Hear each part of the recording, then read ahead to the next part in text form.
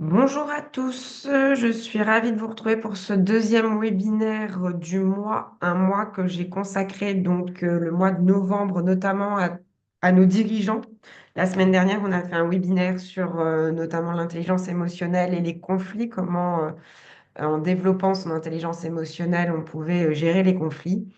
Et j'avais envie de vous partager un petit peu tout ce que je peux voir maintenant depuis évidemment quelques années, mais surtout de plus en plus depuis quelques mois sur des personnes qui viennent dans mon cabinet en coaching, notamment avec des soucis évidemment de stress important et de charge mentale.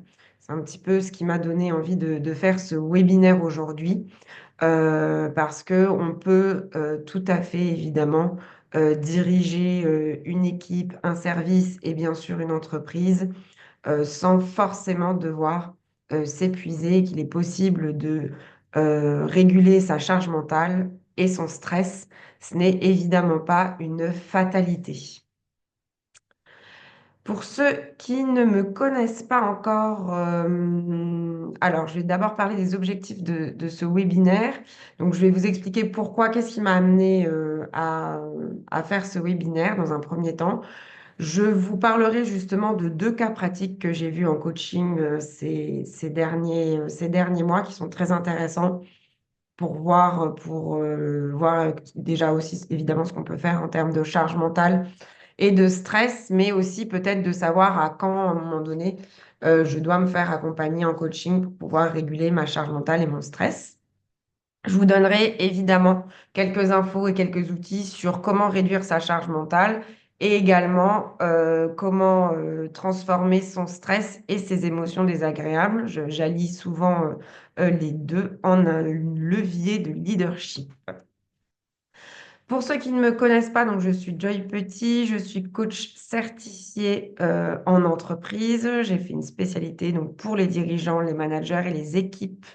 Et ma spécialité, pour ceux qui ne me suivent pas sur les réseaux sociaux, c'est que je suis donc Equicoach. Je fais des accompagnements assistés avec le cheval, ce qui donne beaucoup plus de puissance à mes accompagnements, notamment lorsqu'il s'agit de parler de stress et d'émotion. Le cheval a cette capacité de révéler notre état interne de façon extrêmement puissante, ce qui me permet, moi, en tant que coach, d'aller un petit peu plus vite.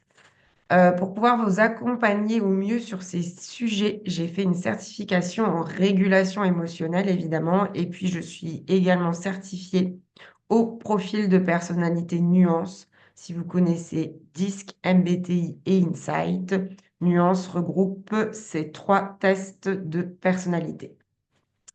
Voilà un petit peu pour moi.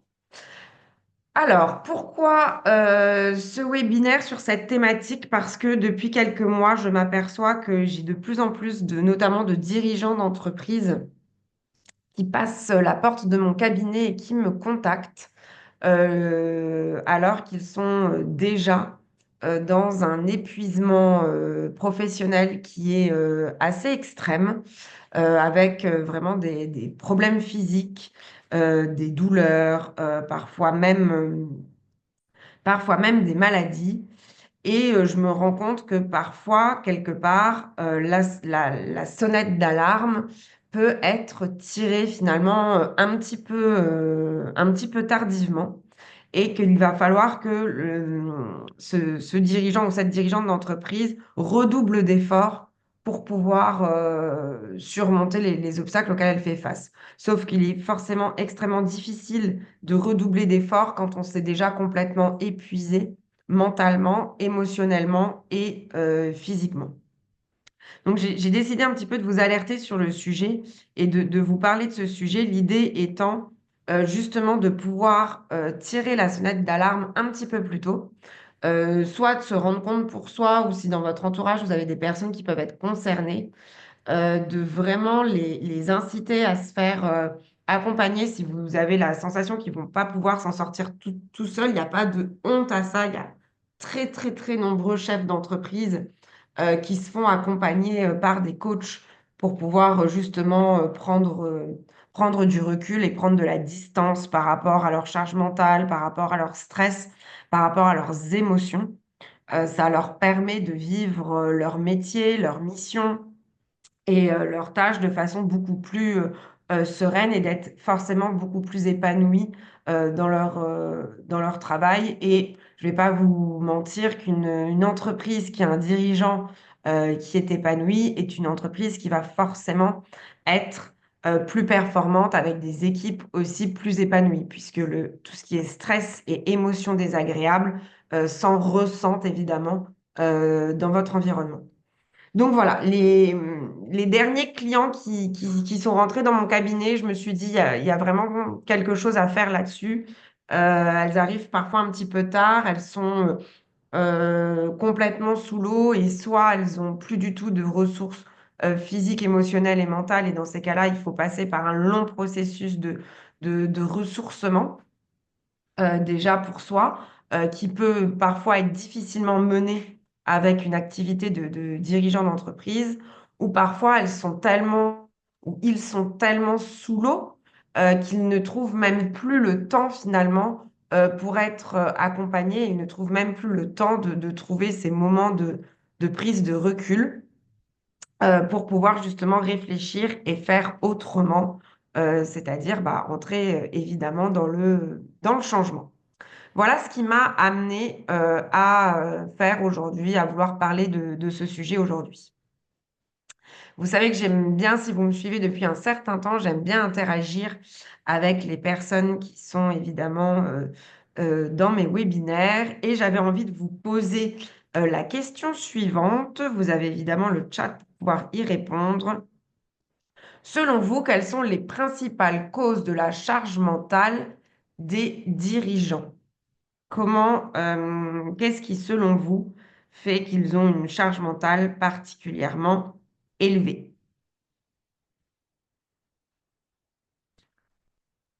N'hésitez pas à utiliser le chat pour interagir.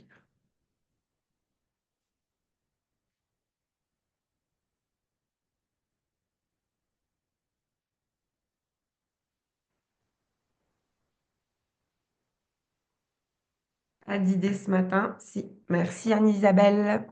Stress, délai rapproché, conflit, manque de maîtrise de certains sujets. Oui, je suis plutôt d'accord avec vous. Le stress va forcément ne pas nous aider en termes de charge mentale. Je reviendrai un peu plus tard dans le webinaire sur l'intelligence émotionnelle et le stress, comment justement ça peut aussi nous porter défaut sur notre charge mentale. Les délais rapprochés, effectivement, donc quelque part une mise sous pression. Et oui, cette notion d'urgence permanente où parfois on a l'impression que tout est urgent, il faut tout traiter dans la minute sans pouvoir vraiment prioriser les tâches et des agendas évidemment surchargés qui nous empêchent aussi de garder une part à l'imprévu. Or, je pense qu'on est tous concernés dans nos vies. On a tous, à un moment donné ou un autre, des imprévus et il faut pouvoir avoir parfois un petit peu de temps pour pouvoir y faire face. Les conflits, oui, c'est-à-dire qu'il y a vraiment des attentes au sein des parties prenantes de l'entreprise, que ce soit les collaborateurs, les fournisseurs ou les clients. Et évidemment, faire de la gestion de conflits, si elle est régulière et intense, peut vraiment alourdir notre charge mentale, notre stress, évidemment, surtout si on n'a pas les outils pour pouvoir gérer ces conflits. Et le manque de maîtrise de certains sujets, intéressant, merci pour cette remarque. Ce qui veut dire que derrière, c'est cette sensation un petit peu de manque de contrôle des choses et le manque de contrôle, on le sait, ceux qui viennent en formation de gestion du stress et des émotions avec moi, on en parle beaucoup. C'est comment le stress est alimenté quand j'ai le sentiment de ne pas avoir le contrôle des choses. Et quand je suis dans le contrôle, je ne suis pas du tout dans le lâcher prise. Posons-nous la question, est-ce qu'un dirigeant d'entreprise peut être absolument dans le contrôle de tout? Pour les avoir au sein de mon cabinet et pour les voir, je vous assure que la réponse forcément est non et qu'il va falloir pouvoir savoir déléguer et lâcher prise effectivement sur certains sujets sans avoir peur finalement que d'autres membres de l'entreprise soient en meilleure maîtrise du sujet. Merci Anne-Isabelle pour votre retour. Je vous ai donc fait une liste juste après sur justement eh bien, les causes de la charge euh, mentale des dirigeants. Et la première chose qu'on attend d'un dirigeant d'entreprise, c'est de pouvoir prendre des décisions constamment. C'est ce qui fait aussi notre posture de leadership, c'est que ce sont les décisionnaires de l'entreprise et que par conséquent, ils vont devoir, pour de très nombreux sujets, parfois extrêmement variés, pouvoir prendre des décisions. Et quand ce pouvoir, entre guillemets, n'est pas partagé, il peut considérablement alléger notre charge mentale parce que parfois, on n'a effectivement pas le temps de réfléchir, d'avoir le nombre, les informations, toutes les informations qu'on souhaiterait avoir. On est obligé de prendre des décisions très rapidement, ce qui peut alimenter notre stress. Enfin, j'aimerais faire juste un petit aparté ici de la différence entre stress et émotion. Le stress n'est pas une émotion. Il peut y avoir des émotions désagréables derrière le stress et souvent notamment évidemment la peur. Mais le stress est un état général physique du corps qui se met en tension. Ça, c'est vraiment la notion de stress. C'est un état du corps qui perçoit un danger, qui perçoit un déséquilibre entre ce que je suis capable de faire, c'est-à-dire mes compétences, mes ressources, mes capacités, et ce que mon environnement me demande. Et quand je perçois un déséquilibre et quand je perçois un danger, eh bien, mon corps se met en état de stress. Le problème actuel, le stress a toujours existé, évidemment. Sinon, on ne serait pas vivant. C'était ce qui permettait à l'époque, quand on était des hommes préhistoriques et quand notre seul besoin était de manger, de survivre, le stress était aigu, c'est-à-dire que le stress n'apparaissait uniquement quand on faisait face à un danger, c'est-à-dire que nos dangers étaient notamment, on va pas se mentir, des animaux sauvages qui pouvaient nous attaquer. Donc le stress était très aigu. Or, aujourd'hui, on a créé des sociétés dans lesquelles le stress n'est plus aigu, mais le stress est complètement chronique. C'est-à-dire qu'il est permanent et qu'on a en permanence cette sensation d'être stressé ou notre corps, en tout cas, est en état de vigilance. Et certains dirigeants d'entreprise euh, ne sont pas forcément à l'aise avec le fait de devoir prendre des décisions très rapides, constamment, de façon permanente, de façon quotidienne. On n'est pas tous égaux face à la prise de décision. Et certains ont besoin de temps, ont besoin de récolter des informations, ont besoin de se poser, d'évaluer les risques. Dans certaines de nos entreprises aujourd'hui, tout va tellement très vite que c'est parfois pas possible. Et ça, effectivement, ça va commencer à nous générer du stress et à nous générer une charge mentale importante parce que nous allons ressasser nos prises de décision. C'est-à-dire que comme on n'a pas pu la prendre dans le mode qu'on aurait aimé la prendre, eh bien, ça va nous générer des émotions désagréables, des émotions parfois évidemment de doute et de peur. Et ces émotions, tant qu'elles ne seront pas évacuées, vont donner du poids et nous donner effectivement de la charge mentale puisque nous allons nous poser, être dans le doute et nous poser 10 000 questions. Est-ce qu'on a pris la bonne décision ou pas? Et par conséquent, charger notre cerveau. Une des causes que j'observe de plus en plus, évidemment, chez les dirigeants, c'est le manque d'équilibre entre le travail et la vie personnelle, donc entre la vie pro et la vie perso. J'observe des dirigeants d'entreprise, alors, qui sont complètement dévoués à leur entreprise, on a envie de dire tant mieux. Parfois, enfin, dévoués à leurs équipes, à leur mission, puisque quand on est chef d'entreprise, on est évidemment quelque part en mission, qui mesurent aussi le poids de leurs responsabilités, mais du coup qui s'oublient complètement et ces derniers mois, les dirigeants d'entreprise qui franchissaient ma porte n'avaient plus aucun équilibre entre leur vie pro et leur vie perso. Et par conséquent, ça donnait forcément une charge mentale assez élevée, parce qu'ils n'arrivaient plus justement à avoir des moments de ressourcement et quelque part de soupape. Et ça, ce sont vraiment des moments qui sont extrêmement importants. C'est quand on relâche un petit peu la pression au niveau de notre cerveau et au niveau de notre mental. Et donc, la vie personnelle est extrêmement importante pour ça. Certains l'ont très bien compris et s'octroient vraiment des moments où ils vont, des moments en famille évidemment, mais aussi des moments pour aller faire du sport. Je rencontre beaucoup de personnes qui me disent, par exemple, qui me disent que c'est pas possible pour elles d'arriver un peu plus tard le matin ou de partir un peu plus tôt parce qu'elles vont faire du sport. Elles se doivent d'être au sein de leur entreprise avant que leurs collaborateurs arrivent et de repartir après que leurs collaborateurs soient partis. J'ai envie de dire, ça, c'est une façon un peu parfois ancienne de voir les choses, cette omniprésence du dirigeant d'entreprise. Je pense que les choses ont évolué et qu'on n'est plus obligé de percevoir les choses comme ça maintenant. Et que c'est surtout que vous êtes en train de courir un très, très, très, très long marathon. Vous n'êtes pas dans un sprint du 100 mètres.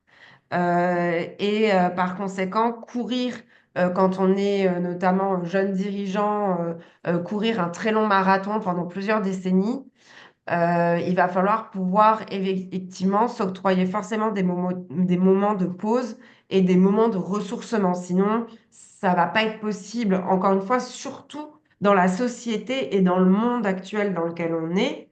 On est quand même dans un monde qu'on nomme VUCA, c'est-à-dire qui est complètement volatile, qui est complètement incertain. Tout peut changer du jour au lendemain. Vous l'avez vécu avec le Covid. On doit parfois, on est dans des situations, on doit prendre des décisions extrêmement rapidement. Parfois, il y a une année qui se passe très bien et puis une année qui se passe moins bien sans qu'on sache exactement, exactement pourquoi. Donc, le premier, j'ai envie de dire, qui doit avoir un bel équilibre vie pro, vie perso, parce qu'il y a beaucoup de charges sur ses épaules, les salaires, les collaborateurs, la vie de l'entreprise, sa pérennité, et ainsi de suite, c'est forcément le chef d'entreprise.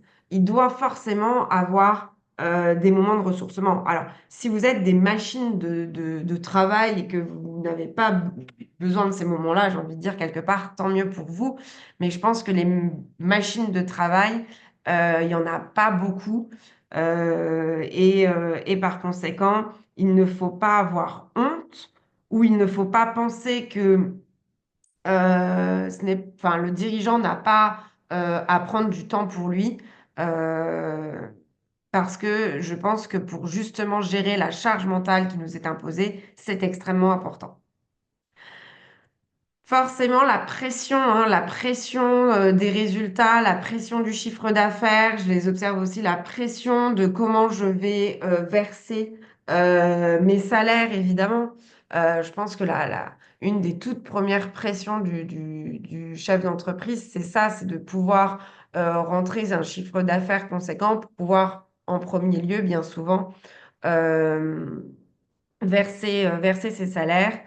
Et c'est forcément une vraie cause de stress, une vraie cause d'émotions désagréables et donc une vraie cause de charge mentale. C'est-à-dire que c'est omniprésent, on y pense tout le temps, même quand on est dans son milieu personnel, on ne cesse de penser à est-ce que les résultats de l'année vont être assez bons?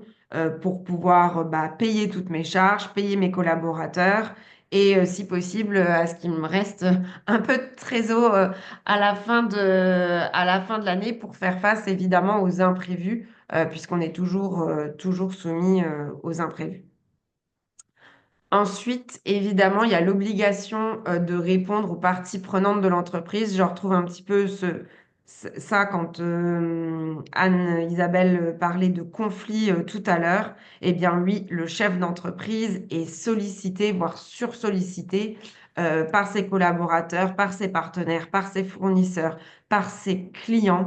Et on attend de lui, évidemment, des réponses. Et parfois, il peut s'avérer qu'on n'ait pas la réponse immédiatement ou la réponse tout de suite.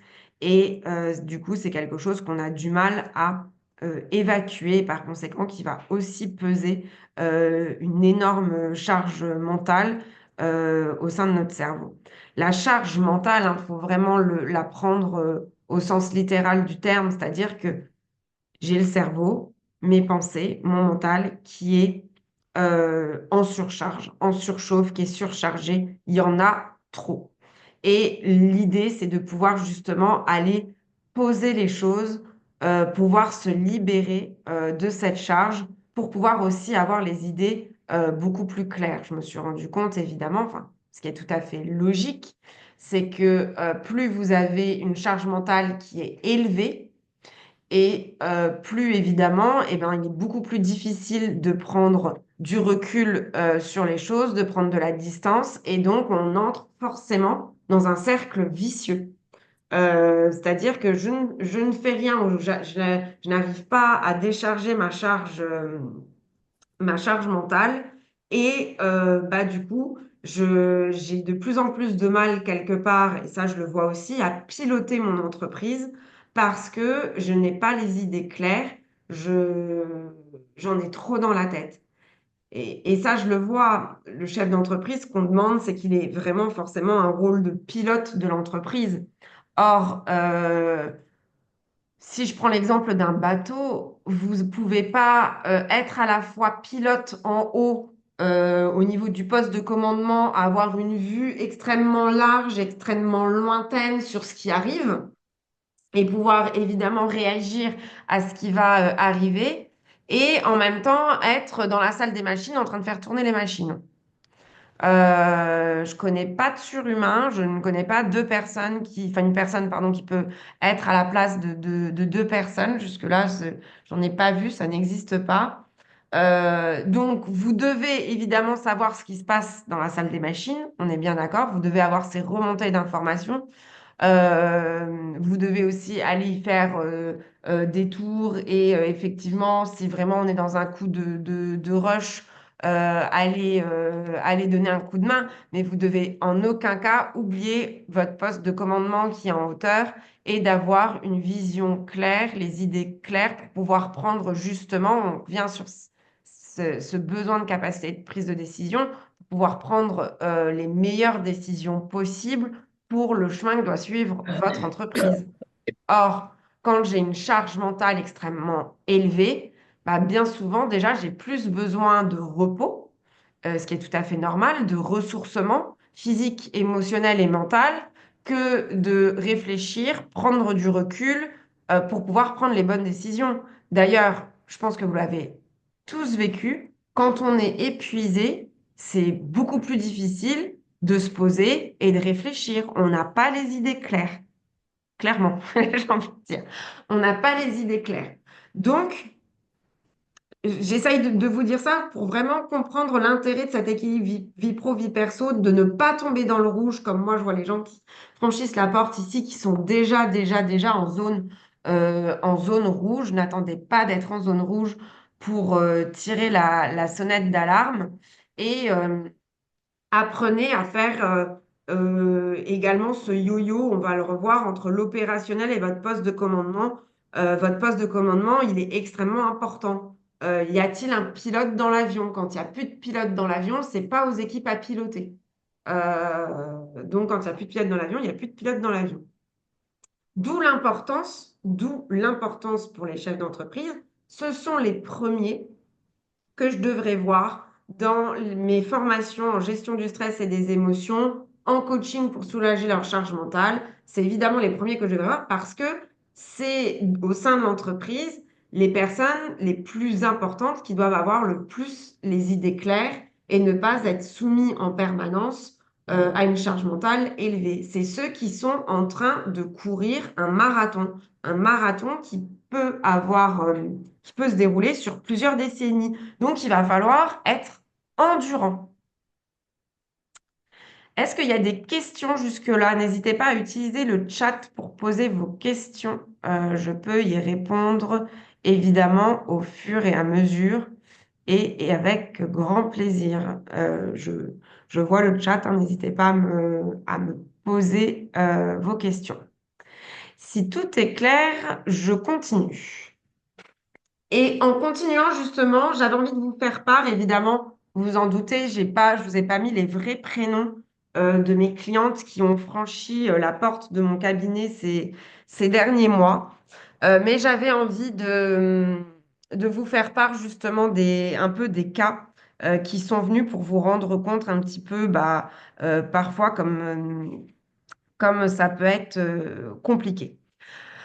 J'avais envie du coup de vous parler de Mélanie qui est mariée, qui a deux enfants.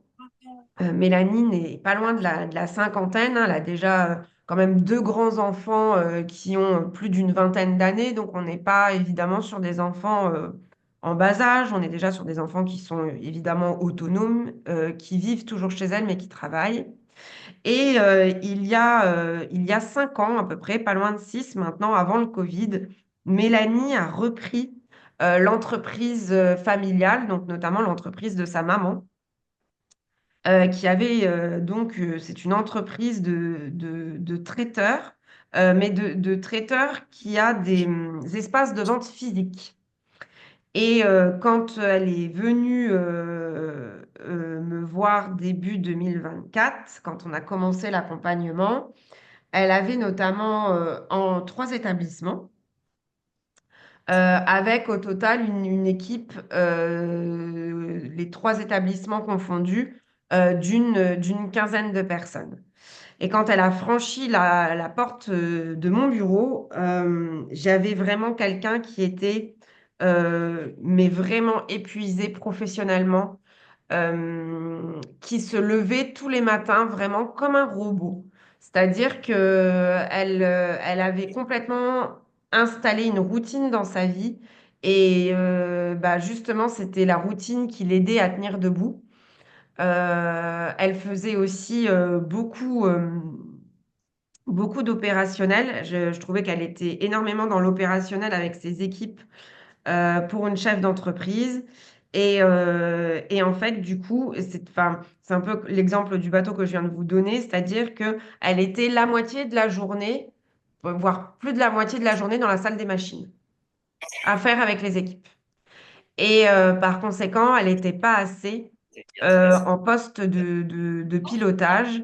Et du coup, eh bien, elle subissait tout ce qui pouvait arriver dans son environnement. Elle avait tendance à le subir. Du coup, dès qu'il y avait quelqu'un qui démissionnait, le fait de devoir passer du temps à, à recruter et tout ça, c'était tout de suite quelque chose qui devenait problématique parce qu'elle n'avait pas assez de temps pour recruter, elle y accordait pas assez de temps, pas assez d'énergie. Et du coup, beaucoup de profils qui arrivaient à elle ne lui convenaient pas. Elle a déjà commencé par prendre conscience de son état parce que finalement, elle voyait que c'était de pire en pire, elle voyait qu'elle s'épuisait, elle voyait que physiquement, c'était toujours un peu plus compliqué. Mais je pense qu'elle n'en avait pas complètement conscience. Donc, il y a eu un premier travail dans les premières séances qui a été fait, c'est, OK, je prends conscience qu'en fait, il y a quelque chose qui ne va pas, que je suis en train de m'habituer à une normalité qui n'est pas normale. Être complètement épuisé par son travail, par sa mission et tout ça. Alors, on peut avoir des périodes, évidemment, mais des périodes qui doivent être assez courtes. C'est-à-dire que, effectivement, si à un moment donné, vous avez un moment de rush dans votre entreprise. Voilà, c'est pas anormal de pouvoir avoir un moment d'épuisement parce qu'il y a beaucoup de travail. Mais quand ça commence et quand ça s'installe, que ça devient plus du tout normal. Et en commençant un petit peu à échanger, évidemment, forcément avec elle et à la coacher, je me suis vite rendu compte que c'était quelqu'un qui avait du mal à déléguer. C'était quelqu'un qui venait de l'opérationnel et qui, du coup, n'entrait pas pleinement dans son poste et dans ses missions de dirigeant d'entreprise. D'ailleurs, finalement, elle n'avait pas une grande idée de ce que c'était que la direction d'une entreprise. Et du coup, eh bien, elle n'arrivait pas à se désolidariser de cette salle des machines, à sortir de l'opérationnel pour pouvoir être pleinement à son poste de pilotage. Et quand on a commencé à travailler, il s'est avéré que forcément, pour être pleinement dans son poste de pilotage, il fallait aussi que ça passe par du recrutement, de la définition des rôles et des missions de chacun, de voir sur qui on devait déléguer certaines choses, qui pouvait passer en tant que responsable de chacun des établissements, enfin, de la stratégie et de l'organisationnel d'entreprise. Et le problème qui s'est avéré, c'est que Mélanie était tellement déjà épuisée qu'elle n'avait plus les ressources nécessaires pour mener cette réorganisation de l'entreprise. C'était quelque part trop tard, la charge mentale était tellement énorme, euh, la, du coup, l'épuisement physique et émotionnel était très intense aussi. Il y aurait fallu qu'on passe par des mois, enfin de nombreuses années ou de mois de repos pour pouvoir mener cette mission de restructuration de l'entreprise. Par conséquent, elle a elle-même pris, au bout de plusieurs mois d'accompagnement, la décision d'arrêter ces entreprises. Et à ce moment-là, ça a été vraiment un soulagement à tel point que ces entreprises étaient devenues un poids pour elle.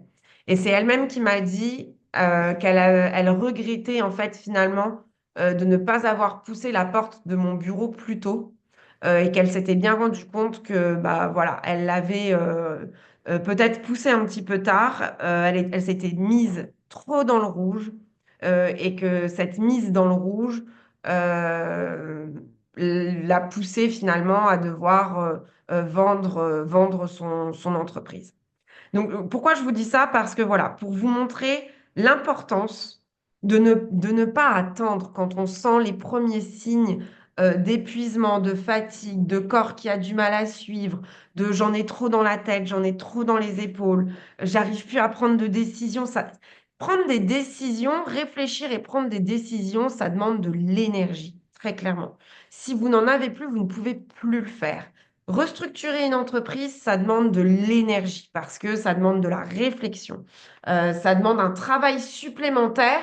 On n'arrête pas l'entreprise quand on la restructure. L'entreprise, elle continue à tourner. Donc, ça veut dire que c'est quelque chose qu'on doit faire en plus de notre travail quotidien. Donc, ça va aussi demander de l'énergie.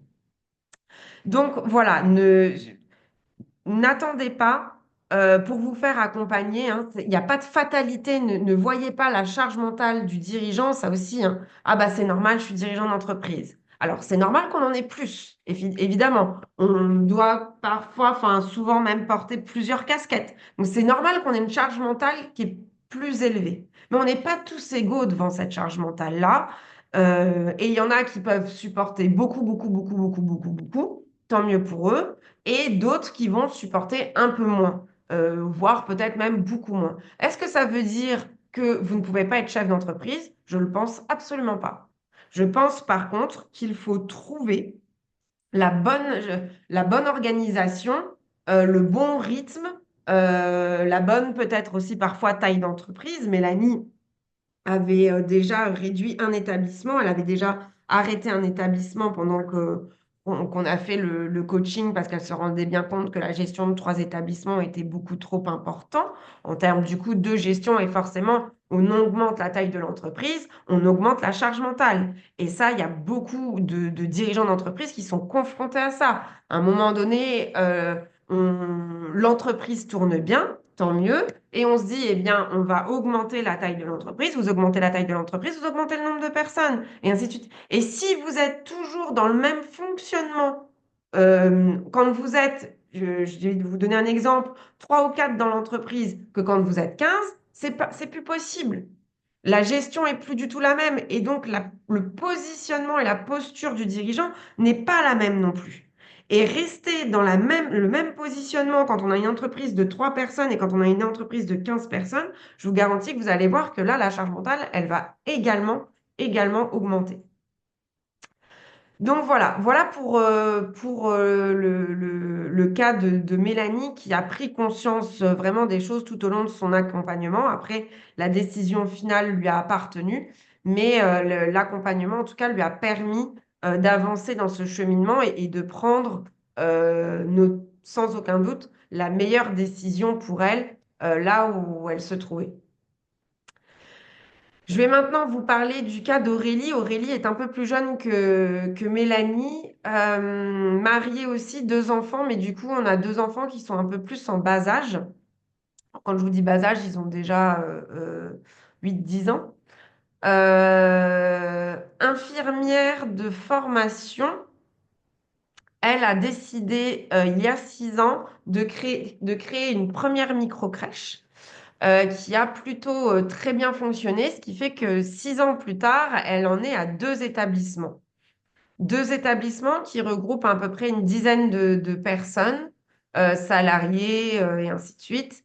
Et de la même façon, euh, Aurélie est venue en, en coaching parce que charge mentale énorme et épuisement professionnel avec voilà, des phases clairement qui laissaient penser qu'elle pouvait approcher un burn-out. Donc là, on était vraiment en prévention. L'idée, c'était d'être vraiment en prévention du burn-out pour éviter qu'elle le soit, puisque bah, c'est pareil, quand on en revient sur l'importance de cet équilibre vie pro, vie perso et du dirigeant d'entreprise qui doit un minimum prendre soin de lui.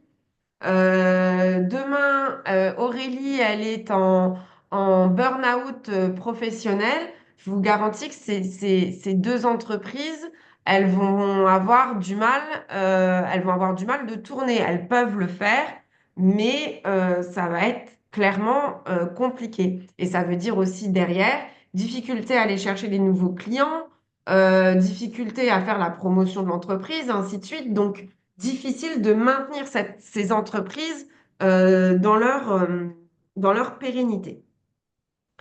De la même façon que Mélanie, juste avant, euh, Aurélie a pris beaucoup de temps à prendre conscience que le changement allait devoir venir d'elle et pas forcément des autres, pas forcément de son équipe. Je peux rencontrer aussi ce déni de personnes qui pensent que euh, le problème, c'est au niveau de l'équipe. Il faut que je fasse prendre conscience de certaines choses à mon équipe et moi, après, ça ira mieux. Ce raisonnement-là n'est pas le bon. Euh, Votre entreprise est à l'image quelque part de qui vous êtes. C'est vous qui l'avez créée, c'est vous qui la dirigez, c'est votre entreprise, hein. Quand on crée son entreprise, c'est un peu son bébé, on crée son bébé. Et du coup, s'il doit y avoir un changement, le changement vient toujours de l'intérieur et non de l'extérieur. Le premier changement et la première personne qui doit se remettre en question, c'est le chef d'entreprise, c'est le dirigeant, très clairement.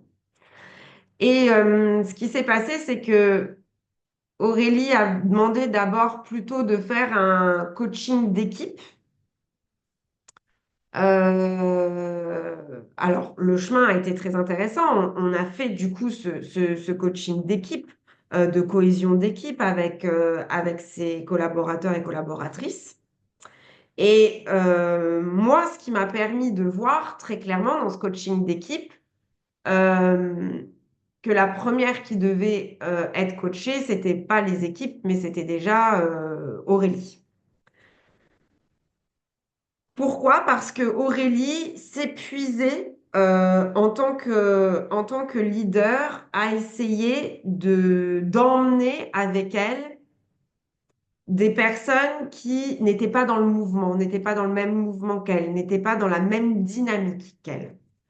Donc en fait, elle donnait toute son énergie, tout ce qu'elle pouvait pour ses collaboratrices, pour son entreprise, aussi dans sa vie personnelle pour les autres autour d'elle, mais elle ne se donnait jamais à elle. Eh bien ça, c'est pareil, ça ne marche pas, ça ne fonctionne pas. Surtout si vous attendez que ce soit les autres qui vous donnent, alors que vous-même, vous ne vous donnez pas à vous en premier. Et donc, bah, à force de donner, la charge mentale est énorme. Les émotions désagréables sont elles aussi énormes. Et donc, de nouveau, quand je tire moi la sonnette d'alarme à Aurélie en lui disant, écoute, je pense que c'est plutôt toi qui dois venir en coaching parce que tu ne peux pas continuer comme ça, on commence déjà vraiment à être trop tard. Pourquoi? Parce que elle est épuisée psychologiquement, émotionnellement, physiquement. C'est extrêmement dur pour moi de la coacher, de la remettre en question quand de nouveau je n'ai plus assez de ressources de sa part et de la même façon de venir re-questionner tout son système, de repenser son organisation, sa façon de voir les choses. Voilà, c'est extrêmement difficile quand j'ai déjà franchi quasiment la ligne rouge. Et que dans ces cas-là, il faut passer par, pareil, un moment où quelque part, il faut presque tout arrêter, se concentrer sur toi, sur soi, remonter en termes de batterie mentale, donc se décharger mentalement pour pouvoir récupérer ses ressources mentales, récupérer ses ressources émotionnelles et donc récupérer ses ressources physiques. Et seulement là, on pourra repasser sur de la réorganisation. Et on en a été à tel point aujourd'hui, elle a fait le choix d'arrêter, en tout cas de mettre en pause, d'arrêter son accompagnement parce qu'elle ne trouve même pas le temps de le faire. Elle n'arrive pas à se dégager du temps pour pouvoir faire ça parce qu'elle a des arrêts maladie, et donc elle doit repartir trop souvent en salle des machines et ne pas être assez en poste de pilotage. Sauf que le fait qu'elle ne soit pas suffisamment en poste de pilotage fait qu'elle n'a pas le nombre de clients qu'elle souhaiterait avoir ou dont elle a besoin d'avoir pour avoir un chiffre d'affaires suffisant. Et c'est de nouveau le serpent qui se mord la queue et le cercle vicieux. D'où l'importance de tirer vraiment la sonnette d'alarme en amont. Est-ce que vous avez des questions par rapport à ces deux exemples avant que je passe à la suite? Est-ce qu'il y a des questions qui vous viennent, des choses que vous souhaiteriez demander? Oui, Joy, c'est Anne-Isabelle. Oui, C'est un hasard qu'on parle de deux femmes. Tu as plus de femmes très dans ta bonne question. clientèle Ouais. ou pas? Excellente Qui ont question. enfin, oui, qui généralement cumulent effectivement vie professionnelle et vie privée plus que les hommes. Au niveau de la charge mentale, justement. Oui. On parle de la vie privée. Ce que, ce que j'observe, ce que je pense, alors ce que j'observe depuis 5 ans et ce que je pense par rapport à ça, c'est pourquoi les femmes vont être plus sujets par rapport à ça. Parce que je pense que on est un peu plus sensible et par conséquent, on a beaucoup plus de mal à prendre du recul et à prendre de la distance parce que on est très focus sur nos émotions désagréables que tout cela peut générer. Quand je fais mes formations en entreprise, en gestion du stress et des émotions, de temps en temps, j'ai des hommes, hein, mais j'ai beaucoup de femmes. Okay. Alors, ça veut pas dire que les hommes ne sont pas sensibles, Mais je pense que les hommes ont une capacité à prendre beaucoup plus de recul et beaucoup plus vite du recul que nous. Ce qui fait Mhm. qu'ils peuvent être peut-être moins sujets à ça. Ça ne veut pas dire qu'ils ne le sont pas, mais je dirais peut-être moins sujets à ça. En tout cas, moins dans... Moi, ces deux personnes qui sont venues me voir sont deux personnes qui sont extrêmement sensibles aux émotions des autres, par exemple, pour lesquelles les conflits, c'est compliqué, pour lesquels générer des émotions désagréables chez les autres, c'est très compliqué. Donc, je fais tout ce que je peux pour mes collaborateurs. Je fais tout ce que je peux aussi, évidemment, pour ma famille. Je pense à Aurélie notamment. Et forcément, ça augmente la charge mentale. Euh, on est Ok. encore, alors, on l'entend de plus en plus, il y a de plus en plus d'hommes qui font de plus en plus à la maison, c'est clair. Maintenant, moi, j'observe aussi encore dans beaucoup de familles où la femme est, est encore beaucoup responsable des enfants, de la scolarité, de gérer la scolarité des enfants, de tout ça. Ces schémas-là, évidemment, existent encore. Et du coup, quand on est en plus dirigeante d'une entreprise, en termes de charge mentale, avoir les deux, c'est extrêmement compliqué. Alors, c'est marrant parce que ces deux clientes-là, elles avaient évidemment toutes les deux un mari, hein, elles n'étaient pas divorcées, elles étaient mariées, et les deux maris travaillaient dans l'entreprise. Ah ouais, ok. Ouais, Mhm. elles avaient un profil un petit peu similaire. Les deux maris étaient salariés dans l'entreprise, mais ils étaient en statut salarié, c'est-à-dire qu'ils se comportaient comme des salariés. Et Ouais, donc, le partage de la charge mentale du dirigeant, elle l'avait pas. ouais, ça c'est un élément important, évidemment. Ouais, Ouais. Parce que le exactement. mari, enfin, le conjoint ou la conjointe peut être un gros soutien dans ces cas-là. Il le, Dans, enfin, il ouais. le faut. Il le faut. Je pense que moi, pour moi, l'entourage, c'est extrêmement important. Et moi, on me l'avait dit quand moi, j'ai créé mon entreprise. On m'a souvent posé la question si j'avais le soutien de mon entourage. C'est surtout, surtout quand on est marié, on est en couple. Diriger une entreprise quand à côté vous avez quelqu'un qui ne comprend pas ce que vous pouvez vivre, ce que vous pouvez traverser, la charge mentale qui vous incombe, les imprévus auxquels vous devez faire face, hein, et tout ça, et que vous rentrez à la maison et qu'à la maison, c'est entre guillemets un espèce de combat pour se faire entendre ou se faire comprendre, mais ça va, enfin sur le long terme, pour moi, c'est pas possible. Ouais, ok. Merci beaucoup. Avec plaisir. Est-ce qu'il y a d'autres questions?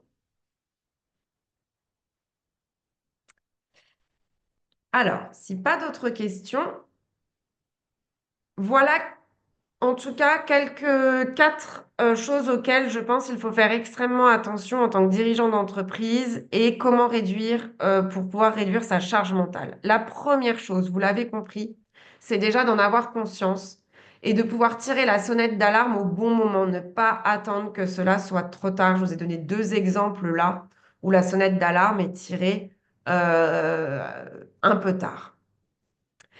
Autre chose aussi que j'ai pu observer et qui pour moi est extrêmement important, c'est ne pas négliger le recrutement et le management pour pouvoir s'entourer des bonnes personnes et déléguer.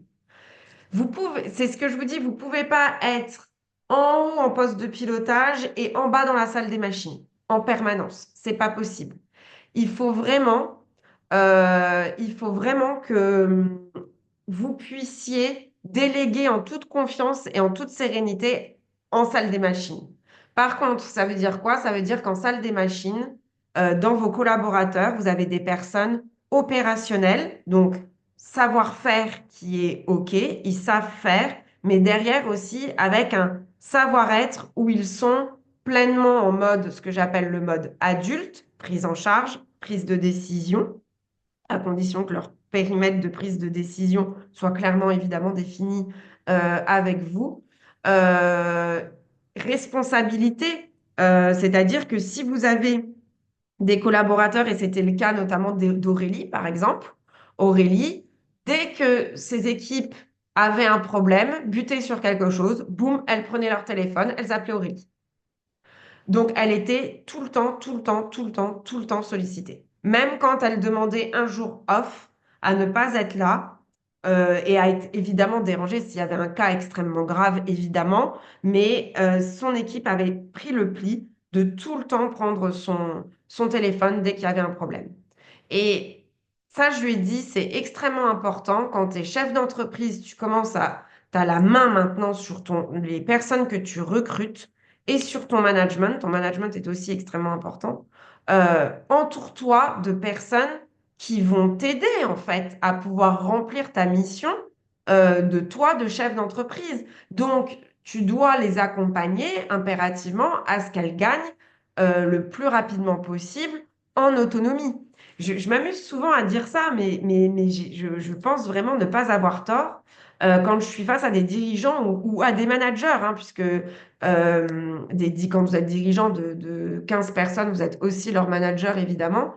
C'est de dire, si vous avez bien réussi, si l'équipe a été correctement constituée, que le cadre a bien été défini, que chacun connaît sa place, chacun sait ce qu'il doit faire, que vous avez des collaborateurs en mode adultes qui peuvent prendre des décisions, qui savent se responsabiliser, que quand ils font face à un problème, ils vont d'abord chercher des solutions avant de vous appeler, eh bien, c'est que vous avez gagné. Et vous avez gagné quoi? Vous avez gagné la possibilité d'aller au Mexique siroter des pina coladas.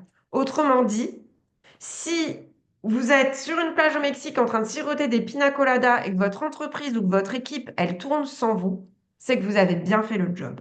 Pour moi, ça veut dire c'est des managers qui ont réussi en fait à autonomiser toute leur équipe. Alors bien évidemment, on va pas passer sa vie au Mexique à siroter des pina coladas, mais en tout cas, vous êtes en mesure d'être absent pendant un certain laps de temps sans que ce soit la bérésina, sans que ça parte dans tous les sens et sans que votre téléphone sonne toutes les 5 minutes parce qu'il y a un problème et qu'on ne sait pas comment faire et qu'on ne cherche pas de solution et ainsi de suite.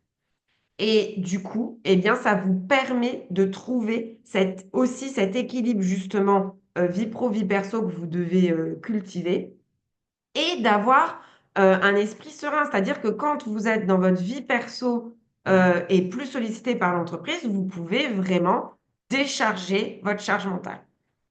Donc, ça veut dire aussi, et là, je parle surtout aux chefs d'entreprise qui viennent évidemment de ce côté très opérationnel. Mélanie, elle travaillait dans l'entreprise de sa mère, elle était dans l'opérationnel avant de devenir elle-même chef d'entreprise. Sauf que quand elle a basculé, elle n'a pas basculé assez dans les missions qu'elle faisait, elle n'arrivait pas à se détacher de l'opérationnel. Elle avait l'impression de ne plus être quelque part elle-même si elle n'était pas dans l'opérationnel. Or, vous devez apprendre à déléguer et à vous détacher de l'opérationnel. Vous devez évidemment savoir ce qui se passe en salle des machines, comme je vous l'ai dit. Donc, il doit y avoir une circulation de l'information qui est extrêmement importante. Vous pouvez avoir la capacité d'aller donner un coup de main quand il y a un coup de bourre à un moment donné. Bah ouais, aller mettre les mains dans le cambouis, pourquoi pas. Mais vous ne devez pas être constamment, tous les jours, en salle des machines. C'est pas possible. Vous devez être à votre poste de pilotage. Et donc, forcément, cultiver un excellent vie pro, vie perso, évidemment. Comment transformer son stress en levier de leadership? Eh bien, c'est pareil. On travaille beaucoup ça pour les personnes qui viennent en consultation chez moi. C'est d'avoir conscience en permanence de votre état interne, que ce soit de vos stress ou de vos émotions. C'est un signal d'alarme, c'est un signal d'alerte. Quand je suis trop longtemps stressée ou quand je suis en permanence dans des émotions désagréables, c'est qu'il y a quelque chose qui ne va pas. Je dois voir ça comme un signal d'alarme et je dois donc pouvoir faire stop, pause, 2 minutes. Je vais aller voir un petit peu plus ce qui se passe et pourquoi je suis dans cet état interne, qu'est-ce qui ne va pas et qu'est-ce que je vais devoir changer. Le stress, il doit être pris en charge.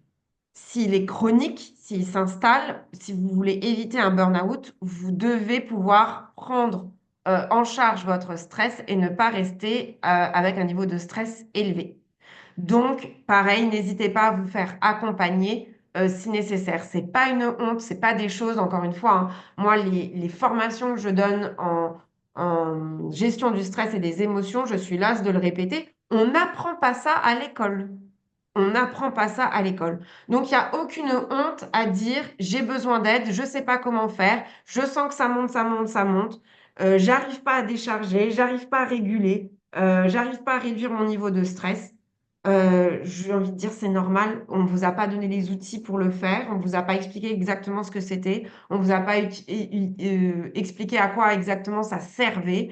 Par conséquent, faites-vous accompagner. C'est ce que je vous dis juste après. Utilisez le stress et vos émotions désagréables comme un signal d'alarme. Si vous avez des douleurs physiques dues à votre activité, c'est pareil, ce sont des signaux d'alarme. Ce sont des signaux d'alarme.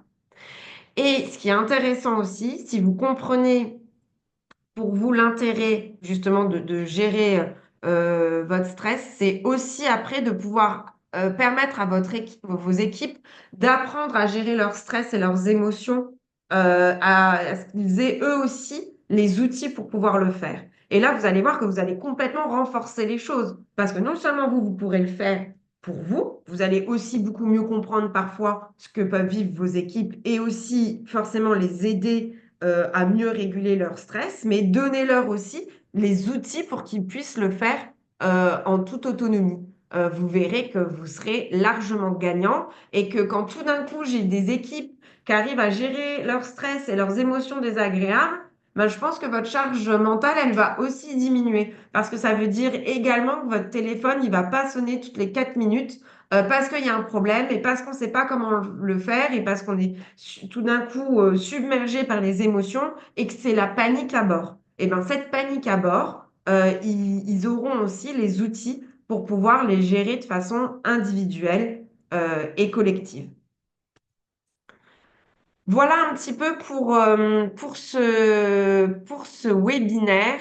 Euh, En conclusion, j'ai envie de vous dire qu'il n'y a pas de fatalité.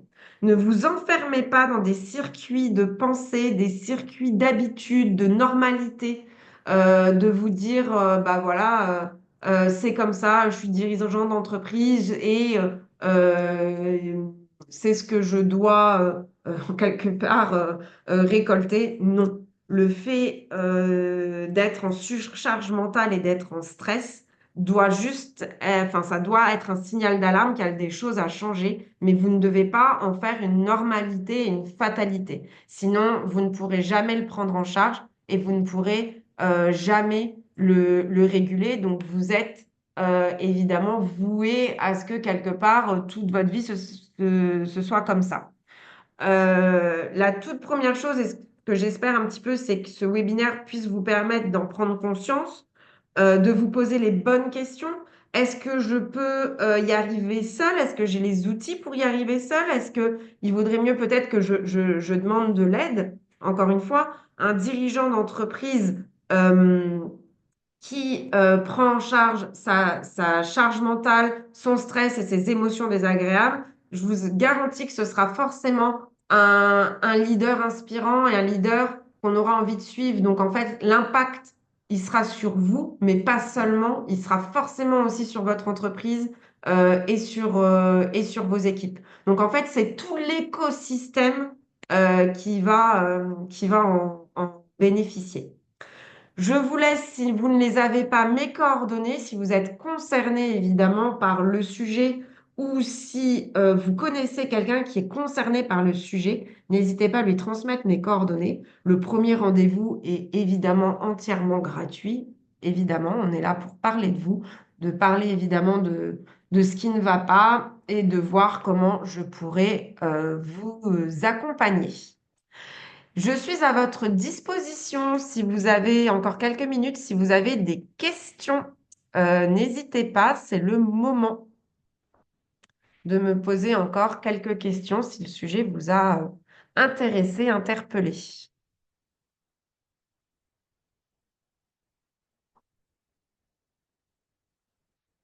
Eh bien, si tout était clair pour vous, tant mieux, j'ai été ravie de passer cette heure avec vous.